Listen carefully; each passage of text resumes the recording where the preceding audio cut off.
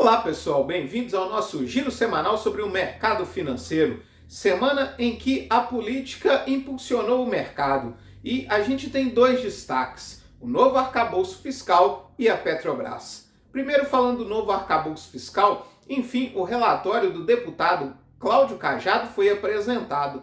Trouxe algumas novidades que foram consideradas positivas, entre elas relatórios bimestrais e diversos gatilhos, caso as metas fiscais não sejam cumpridas. O fato de algumas verbas terem ficado dentro da regra fiscal, como o piso nacional da enfermagem e o Fundeb, acabaram gerando críticas da própria base aliada, principalmente do PT. O presidente Lula deu declarações de que não vai aceitar dissidentes dentro do próprio partido e que toda a base aliada deve apoiar o novo arcabouço fiscal. Por outro lado, os gastos com a valorização do salário mínimo e com o Bolsa Família ficaram de fora da regra fiscal. Também foi aprovado o requerimento de urgência para a aprovação do novo arcabouço fiscal. Ele foi aprovado aí por ampla maioria de votos, apenas 102 votos contra, e todos esses votos vieram do PL. Aliás, o PL criticou o fato de não existir dentro da nova regra fiscal punições caso o gestor não cumpra as metas fiscais. E diz que vai apresentar aí durante a tramitação emendas nesse sentido. Falando agora da Petrobras, ela anunciou o fim da sua política de paridade com os preços de importação. Essa política era extremamente criticada aí pelo governo Lula, principalmente porque trazia muita oscilação para o preço dos combustíveis aqui no Brasil. E a Petrobras disse que agora vai sim continuar considerando a cotação do barril de petróleo no mercado internacional, mas além disso vai levar em consideração aí a potencial perda de clientes na hora de reajustar os seus combustíveis e também o ambiente interno. Disse ainda que vai utilizar aí parte dos lucros para poder aí amortecer as oscilações do preço do petróleo no mercado internacional. O fato de essa mudança aí, que já era esperada desde o início do mandato do governo Lula, e como ela veio aí um pouco menos radical daquilo que era esperado pelo mercado, acabou impulsionando as ações da petroleira. Além disso, o cenário atual, com o barril de petróleo numa cotação mais baixa, abaixo dos 80 dólares, e o dólar também controlado aí na faixa dos R$5, fazem com que o impacto não seja tão grande. Mas os especialistas alertam, primeiro, que há pouca clareza em relação a essa nova política de preços. Segundo, que ela vai ser testada, na verdade, quando você tiver aí um preço mais alto do barril de petróleo ou até mesmo um dólar mais caro. De qualquer forma, isso aí foi bem visto pelo mercado no primeiro momento. Além disso, foi anunciada a redução no preço da gasolina de 12,6%, que representa aí uma redução de 40 centavos no preço das refinarias. Uma redução do diesel de 12,8%, o que representa uma queda de 44 centavos em relação ao preço das refinarias, e uma redução no gás de cozinha de 21,7%, o que representa aí uma queda de R$ 8,97 no botijão de 13 quilos, mas tudo isso em relação ao preço vendido nas refinarias. Isso acabou animando o mercado, que deve ter aí um impacto bem positivo na inflação, o que pode ajudar aí a nossa queda na taxa básica de juros.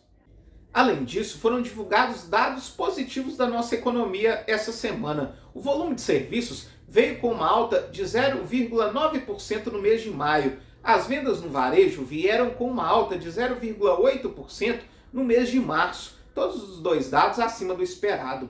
O IBCBR, que é considerado uma prévia do nosso PIB, veio com uma queda de 0,15% no mês de março. Porém, encerra o primeiro trimestre com uma alta de 2,14%, bem acima daquilo que era esperado para a economia brasileira. Por outro lado, a taxa de desemprego cresceu para 8,8% no primeiro trimestre de 2023.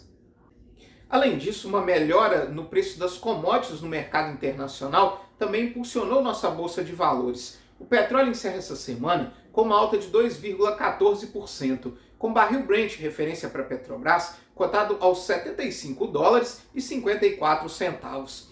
Já o minério de ferro encerra com uma alta de 5,85%, com a tonelada cotada aos US$ 108,50. Essa alta do minério de ferro se deve aos dados da produção industrial da China, que vieram extremamente positivos, uma alta de 5,6% no mês de abril.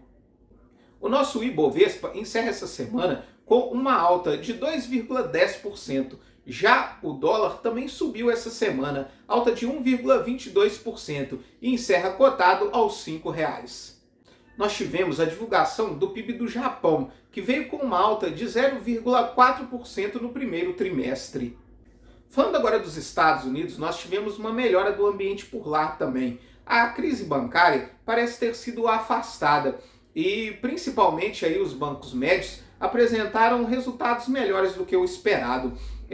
Além disso, o teto da dívida americana teve avanços dentro do Congresso Nacional. O presidente Joe Biden se encontrou com o líder da Câmara dos Deputados, que é da oposição, para discutir o tema. Mas tudo indica que vai chegar ao fim a esse impasse.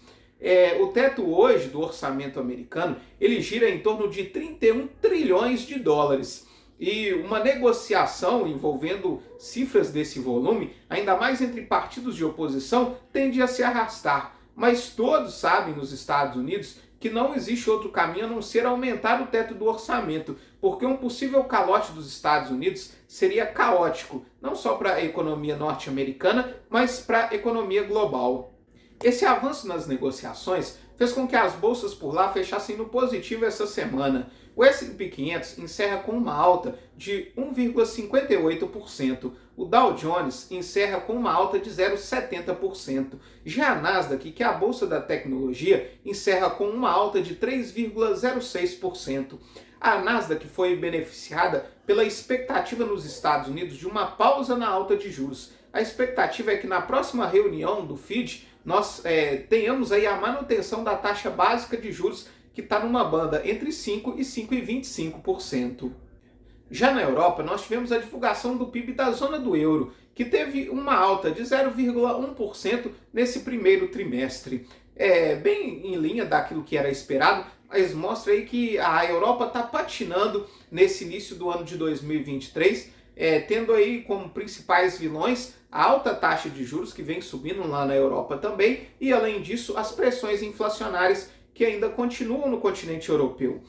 A Bolsa de Valores por lá fechou em leve alta essa semana. O Stoxx 600 encerrou com uma alta de 0,47%. Falando agora da renda fixa, o cenário fechou praticamente estável essa semana. O DI para janeiro de 24 teve uma leve queda de 0,01 ponto percentual e encerra cotado a 13,28%. Já o IMA geral, a carteira de títulos públicos, ela encerra essa semana em leve alta de 0,15 pontos percentuais, enquanto isso os pré-fixados encerram com uma alta de 0,21 pontos percentuais.